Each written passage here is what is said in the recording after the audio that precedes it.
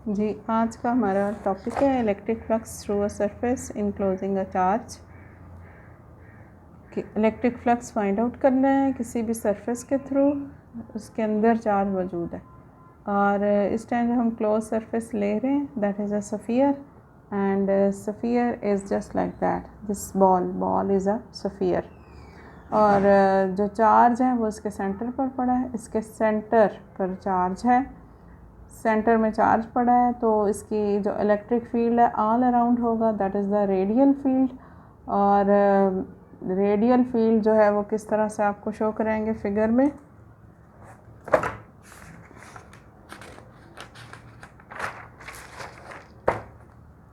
Suppose that is a sphere, और ये sphere के सेंटर में चार्ज पड़ा है, and these are the field lines, ये ऑल अराउंड हर तरफ आ रही हैं, बाहर की तरफ, चूँकि सेंटर में कौन सा चार्ज है, पॉजिटिव चार्ज है, ये बाहर की तरफ आ रही हैं field lines, all field lines ये। और that is a close surface and sphere की फॉर्म में हमने ली है। तो फ्लक्स फाइंड आउट करने का फार्मूला क्या है, E dot A, electric field intensity और एरिया वेक्टर चाहिए। और there is a difficulty to find out the flux, वो क्या है कि ये जो फार्मूला बना हुआ है that is only for the flat surface. ये फार्मूला किसके लिए बना है, फ्लैट सरफेस के लिए। जिस तरह से ये हमारे पास एक फ़्लैट सरफेस है, ये this is a flat surface, लेकिन ये फ्लैट नहीं होगी अगर हम इसको इस तरह से रोल कर लें, तो that is a curved surface, ये आपको नज़र आ रही है। So this is a curved surface है। तो कर्व्ड सरफेस से फ्लक्स फाइंड आउट करने के लिए हमने क्या सोल्यूशन निकालना है, हम इसके छोटे छोटे पैचेस बना लेंगे, छोटे छोटे पैचेस जस्ट लाइक अ फुटबॉल, जिस तरह से फुटबॉल के पैचेस होते हैं। ये यहाँ ये एक पैच बना लिया मैंने, ठीक है, ये दूसरा पैच बना लिया।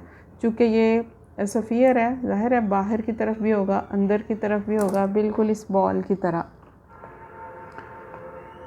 ये जिस तरह से ये बॉल है, तो हमने इसके छोटे छोटे पैचेस बनाए लाइक दिस, ये पैच बन गया, इधर भी ये पैच बन गया, इधर भी ये पैच बन गया, बिल्कुल जैसे फुटबॉल होता है।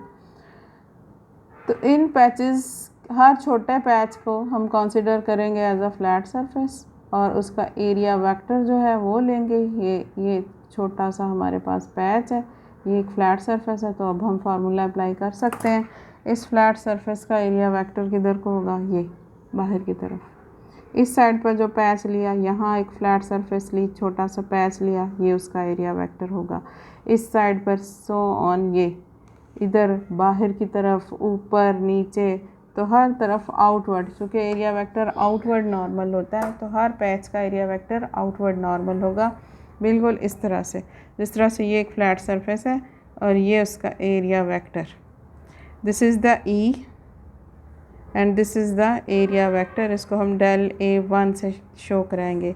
इसी तरह ये एक पैच बना लिया है, इस पैच का एरिया जो है वो डेल A2 है, एंड दिस इज़ ई, ये इधर को है, ठीक है, इधर को एक पैच होगा और ये इसका एरिया वेक्टर है, दैट इज़ डेल A3, और ये इस डायरेक्शन में ई है। सो ये छोटे छोटे टुकड़े, these are the flat surfaces, and we can apply the formula now. पहली पैच का जो फ्लक्स है, phi is equal to E1 dot del A1। You can see clearly कि डेल A1 और E जो हैं they are parallel to each other. तो theta यहाँ हम 0 पुट करेंगे, कॉस खोल लें इसको, E1 डेल A1 कॉस थीटा, और थीटा चूँकि 0 है, E1 डेल A1 cos 0, cos 0 is equal to 1, and we get the flux E1 del A1. That is the flux through the first patch. इसी तरह flux through the second patch जब आप निकालेंगे, E2 del A2 निकालेंगे, इसको खोल लें, E2 del A2 cos theta, theta अब फिर चेक करें क्या है, तो ये हमारे पास E और ये del A2 के दरमियान angle, it is again 0। So यहाँ 0 पुट करें and we get the value E2 del A2, ठीक है, ये फ्लक्स आ गया। इसी तरह अब हमने फ्लक्स जो है फॉर द n सरफेसेस निकाल लिया, ये फर्स्ट पैच का, सेकेंड पैच का और ये n पैचेस का E n del A n। तो total flux through the surface कैसे निकालेंगे?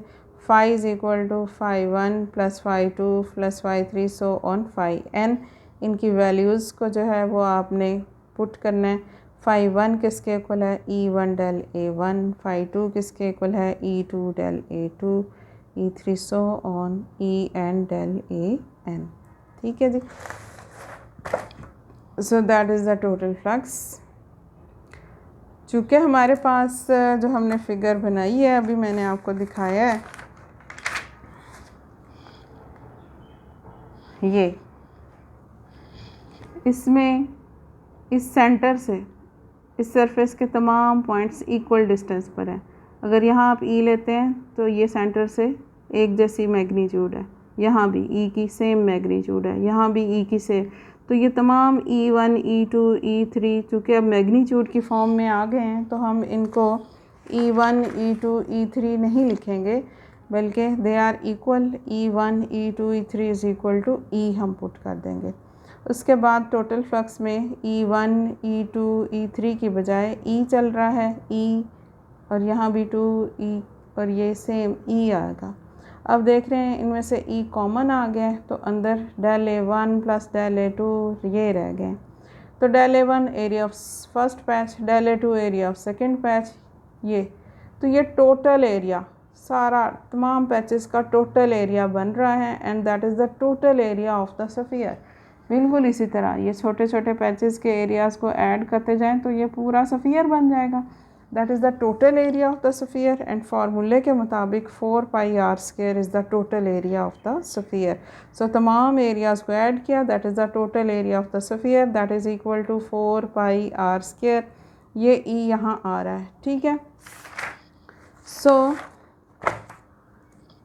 When flux is equal to E और ये 4 pi r square, that is the total area.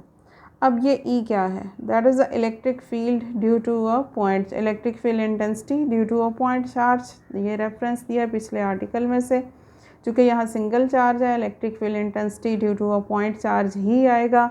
तो उसका फार्मूला हमारे पास है अपने बुक की पेज नंबर 5 पर। अगर आप देखें वहाँ फार्मूला है 1/4 pi epsilon naught Q over R square. That is the electric field intensity due to a point charge का ये फार्मूला है। उसके साथ हम उतारेंगे ऊपर से 4 pi r square. There are some factors which are to be cancelled. r square से r स्क्वायर कट गया, 4 पाई से 4 पाई कट गया और Q और एप्सिलॉन नॉट बचा। तो phi is equal to Q over epsilon naught, that is the flux through a sphere.